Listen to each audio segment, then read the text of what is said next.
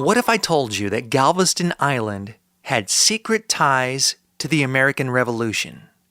My name is Freddy Cruz. Welcome to Cruise Through HTX. It's a solo episode celebrating our nation's independence. Remember, it is A-OK to love America. It's not okay to not love America and not do something about it. But I digress. Today, we are diving into the connection between Galveston and the Revolution. That's right, our island city, what some call La Isla Bonita, played a role in the birth of our nation. It's all thanks to a man named Bernardo de Galvez. Now, you might be wondering, Freddie, who the heck is Bernardo de Galvez? Well, he was a pretty big deal back in the day. In fact, Bernardo de Galvez was the Spanish governor of Louisiana from 1776 to 1783, right in the middle of the Revolutionary War. But Galvez wasn't just a spectator sitting on the sidelines watching all the action unfold. No, he was secretly plotting his role in supporting the American revolutionaries. And it all comes down to the Mississippi River. That's because in 1776, Galvez began a covert operation. Spies before the CIA. He began this covert operation to send supplies up the Mississippi to the Continental Army. Talking about ammo, arms, and other essential provisions. He worked closely with a guy named Oliver Pollock. I never learned that guy's name when I was in school. Anyways, Oliver Pollock was the Continental Congress's agent in New Orleans to finance and organize these shipments. Now, this is where it gets interesting. Galvez told the American representatives, remember, he's Spanish. He said, "I will extend whatever assistance I can, but it must appear that I am ignorant of it all." End quote. He was playing both sides. He was helping the Americans while maintaining plausible deniability with the Spanish crown. Remember, all these guys actually really hated one another. The Spanish were helping the revolutionaries. The British were taxing our people to death. And let's not forget about Ben Franklin negotiating a huge loan of $25,000, a lot of money back in the day, with the French.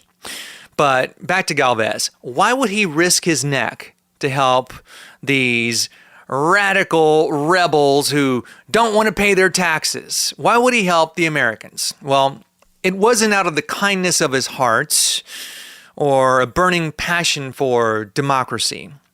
Spain had its own beef with Britain, remember? They hated each other.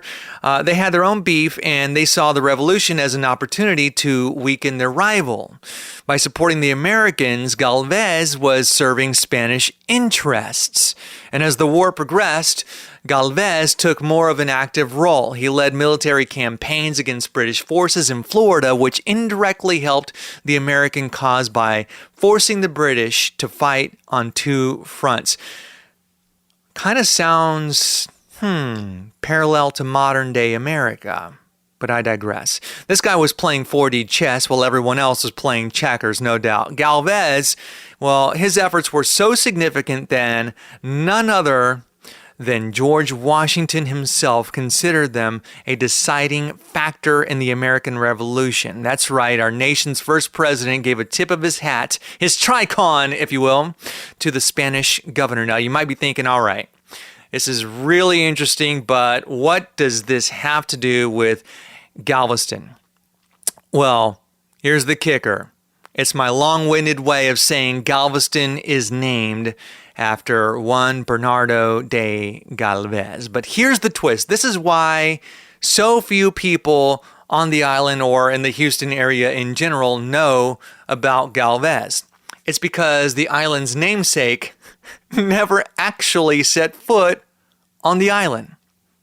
That's right. The man our city, our island is named after, never walked on the beaches or never even walked on the beaches. So why is the island named after him? Well, it all comes down to his reputation and influence in the region. Galvez's actions along the Gulf Coast and Mississippi River were so crucial in shaping the history of the area that when it came time to name the island of Galveston, the leaders of the time chose to honor the Spanish governor who had played such a pivotal role in the formation of the United States. So, next time you are strolling down the seawall, or enjoying some Dickens on the Strand, or enjoying a sunset at East Beach, take a moment to think about Bernardo de Galvez. His legacy lives on in the very name of our island, a testament to the complex and interconnected history of the Gulf Coast region. Happy 4th of July, everybody. And once again, happy 4th of July, everybody. If you enjoyed this episode, please consider sharing and subscribing with your friends and family from my website, cruisethroughhtx.com.